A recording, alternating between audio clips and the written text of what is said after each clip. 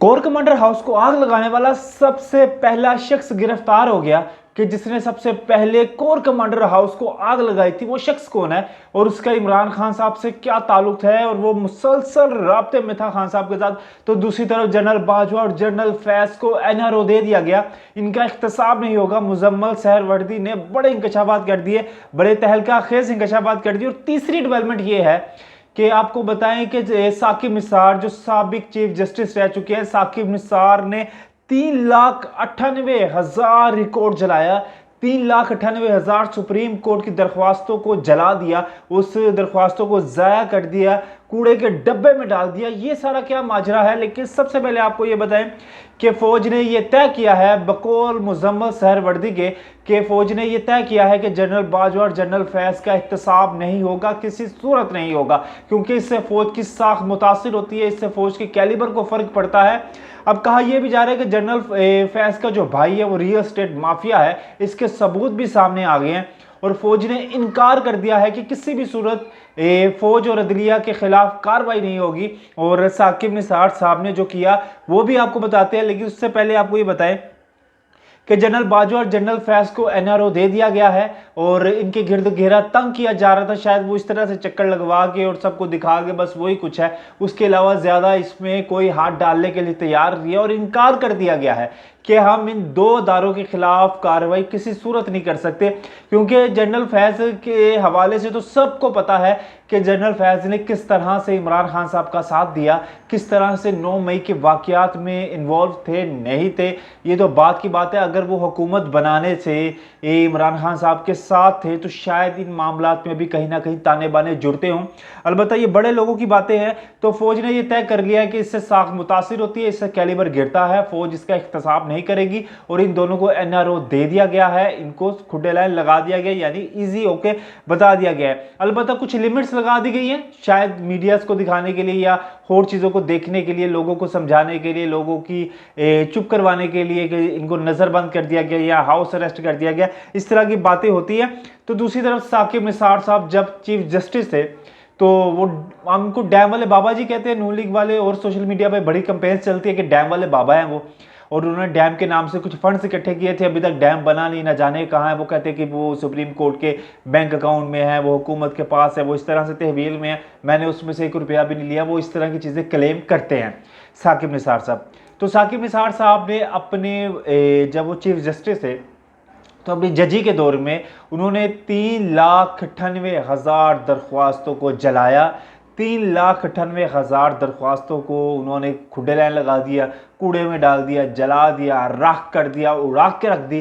ठीक है, वो 3,98,000 सुप्रीम कोर्ट का रिकॉर्ड था जिसको सफाई हस्ती से ख़त्म कर दिया गया।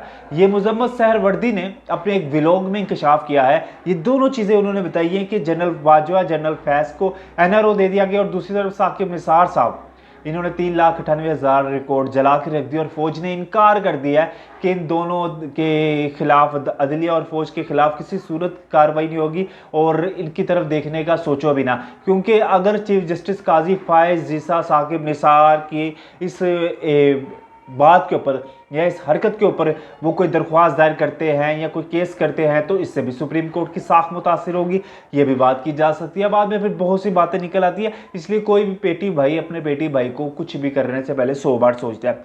अब दूसरी तरफ ये है कि एक शख्स गिरफ्तार हुआ है कोर कमांडर हाउस, जिना हाउस जिसको कहते हैं, लाहौर में जो कोर कमांडर हाउस है वो जलाया गया था 9 मई के वाकयात के बाद। तो 9 मई के वाले दिन वो जलाया गया और उसके बाद पहला शख्स गिरफ्तार हो गया। पहला शख्स से मुराद ये कि सबसे पहले जिसने वहां पे तेल फेंका, पहला शख्स जिसने सबसे पहले आग लगाई, वो शख्स जो वहां उस हजूम को लीड कर रहा था, वो शख्स जिसने इन सब को मुश्तइल किया, वो शख्स गिरफ्तार हो गया। 42 साल इसकी उम्र है, अल्ताफ महमूद इसका नाम है और इसको गिरफ्तार किया गया है। ये जियो फेंसिंग के जरिए इसको गिरफ्तार किया गया और इसकी डिटेल ये है कि इसको बार बार कोर कमांडर हाउस जाते देखा गया और ये लोगों को, जो हजूम वहाँ पे मौजूद था, उसको मुश्तइल कर रहा था कि आग लगाओ, ये करो, वो करो, ऐसे करो, वैसे करो। और इसका राब्ता था जुबैर नियाजी के साथ जो बड़े करता धरता है। और ये अल्ताफ महमूद ज़्यादा पढ़ा लिखा इंसान भी नहीं है, ज़्यादा एजुकेटेड इंसान भी नहीं है, ज़्यादा मेरा आदमी भी नहीं है। में था ये वही शख्स है जो मियाँ वाली में जो 80 लड़ाका तैयारे खड़े थे, वहां पे भी यही वो जो जलाने का सामान था और तबाह करने का सामान था, शायद यही वो शख्स लेके गया था।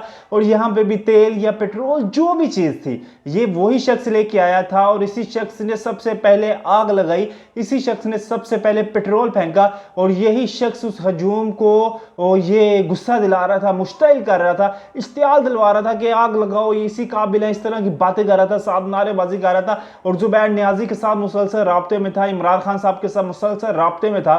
इमरान खान साहब के साथ मुसलसल राब्ते में ये है कि आपको याद होगा कि जब नैब ये इमरान खान साहब की गिरफ्तारी के बाद ये मुजाहरे हुए, और लोग कहेंगे कि इमरान खान साहब के साथ कैसे राब्ते में था। और जब इमरान खान साहब को नैब वाले गिरफ्तार करके लेके गए थे, तो वहां पे भी नैब के एक ऑफिसर ने उनको एक एक चीज बताई थी, और वो खबरें पहुंचाने वाला एसपी भी गिरफ्तार हो गया था, और एक एक खबर बता रहा था, एक एक चीज बता रहा था। मोबाइल फोन्स भी दिए उन्होंने, और फोन के लिए कॉल करने की इजाजत भी दी, और उसी पे ये सारे मामलात हुए, वहीं पे ये सारा कुछ हुआ।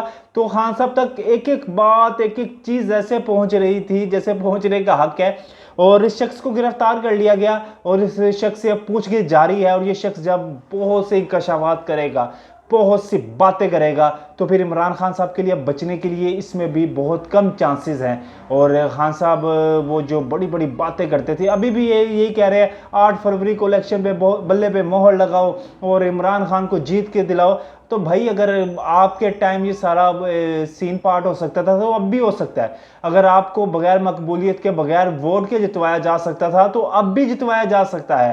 ठीक है, लोग बदले हैं, निज़ाम वही है, सिस्टम वही है। और जिस तरह का आपने एहतसाब किया, जिस तरह से आपने लोगों के साथ किया, जिस तरह से आपने लोगों को मरवाने की कोशिश की, जिस तरह से आपने लोगों को जहर दिया, और आज वही चीज़ें आपके साथ है। ये मकाफात अमल है इमरान खान साहब, ये मकाफात अमल है।